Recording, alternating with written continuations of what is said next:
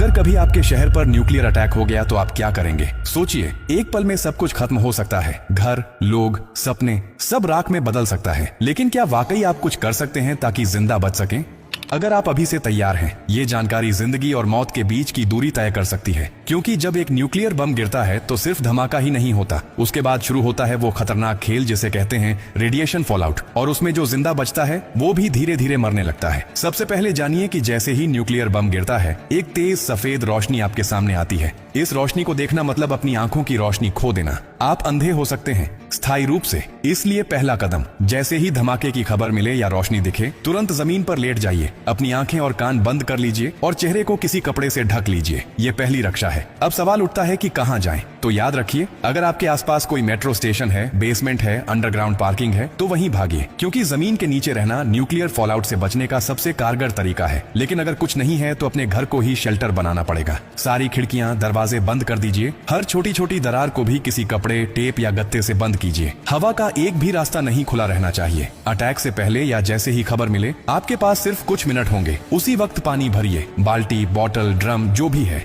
याद रखिए, अटैक के बाद पानी में रेडिएशन मिल सकता है। नल से पानी बिल्कुल मत पीजिए, इसीलिए पहले से स्टोर किया हुआ पानी ही जिंदगी बचाएगा। खाने के लिए ड्राई फूड रखें, बिस्किट, ड्राई फ्रूट्स, पैकेज्ड खाना जो बिना पकाए खाया जा सके। अगर गलती से आप बाहर थे और रेडिएशन में एक्सपोज हो गए तो जैसे ही अंदर आए, कपड़े उतारिए, उन्हें एक पॉलिथीन में बंद कर दीजिए और खुद को साबुन और स्टोर किए हुए पानी से अच्छे से धोइए। याद रहे, नल का पानी नहीं, सिर्फ स्टोर किया हुआ पानी इस्तेमाल करना है। न्यूक्लियर ब्लास्ट के बाद सबसे खतरनाक समय होता है पहला 24 घंटा। इस दौरान बाहर जाना मतलब मौत को बुलावा देना। इसीलिए 24 घंटे अपने शेल्टर से बाहर बिल्कुल मत निकलिए। अगर सरकार की तरफ से संपर्क हो जाए तो निर्देशों का पालन कीजिए। लेकिन अगर कोई सूचना नहीं मिले तो कम से कम 72 घंटे तक बाहर मत निकलिए। 3 दिन, सिर्फ 3 दिन अगर आपने सही तरीके से बिता लिए तो जान बच सकती है। और हाँ, टेक्नोलॉजी की भी तैयारी कर लीजिए। न्यूक्लियर अटैक के बाद एक इलेक्ट्रोमैग्नेटिक पल्स EMP उठती है, जो आपके मोबाइल, लैपटॉप, इलेक्ट्रॉनिक चीजें सब खराब कर सकती है। इसलिए एक पुराना एंड्रॉइड फोन, एक पावर बैंक और एक वॉकी टॉकी को एल्यूमिनियम फॉइल में लपेटकर किसी स्टील बॉक्स में रखें।